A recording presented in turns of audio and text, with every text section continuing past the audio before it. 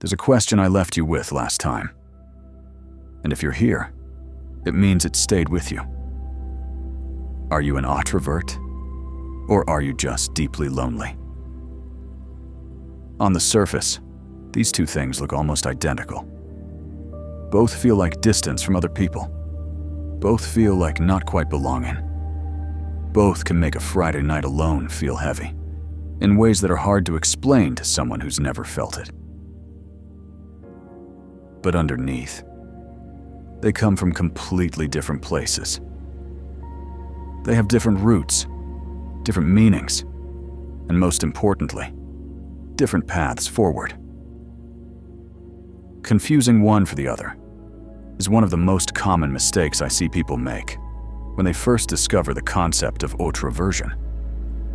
They hear, "You don't need to belong," and immediately think, "No, yes, that's me. I'm not lonely. I'm just wired differently." And sometimes that's true. But sometimes it's the most beautiful lie we tell ourselves. Before we can tell these two things apart, we need to be honest about what loneliness actually is. Because most people think loneliness means being alone. It doesn't. Loneliness is the gap between the connection you need and the connection you have. You can be alone and feel completely whole. You can be in a room full of people who love you and feel like you're disappearing. Loneliness is about the gap, not the solitude. Researchers at the University of Chicago spent decades studying chronic loneliness, and what they found was striking. Lonely people don't necessarily have fewer relationships.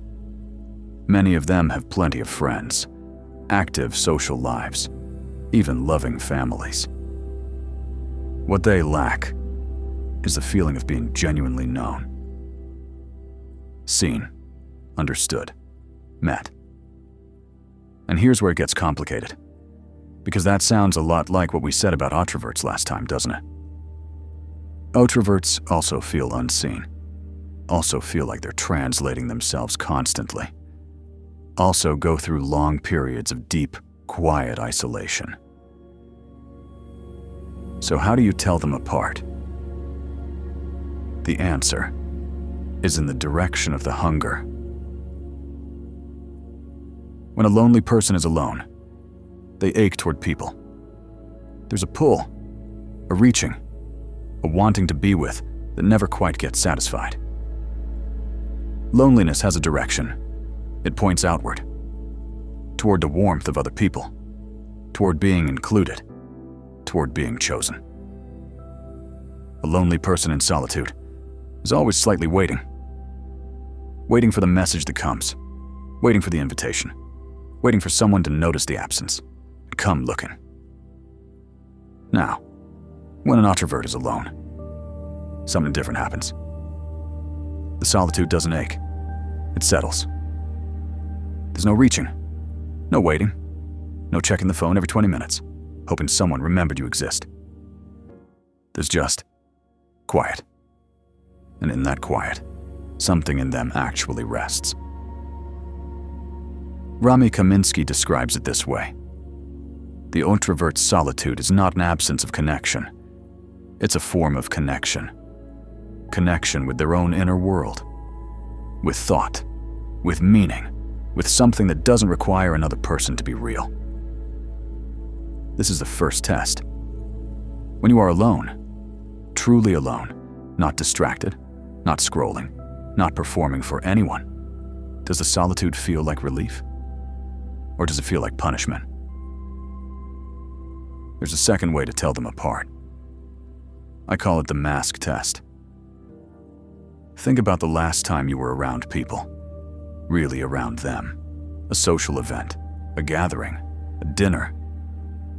After it ended, and you finally got home, closed the door, and were alone again. What did that moment feel like? For an Otrovert, coming home to solitude after social time feels like taking off a mask.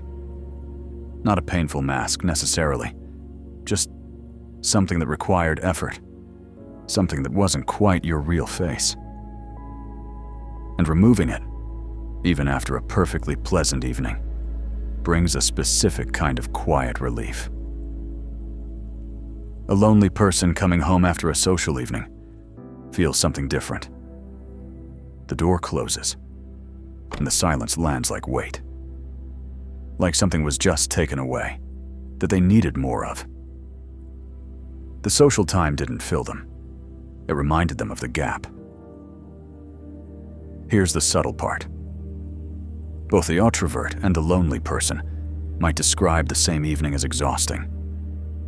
Both might say they prefer being home. Both might seem, from the outside, equally introverted and withdrawn. But one of them went home to rest, and one of them went home to ache.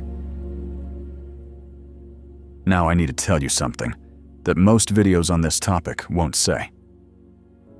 It can be both.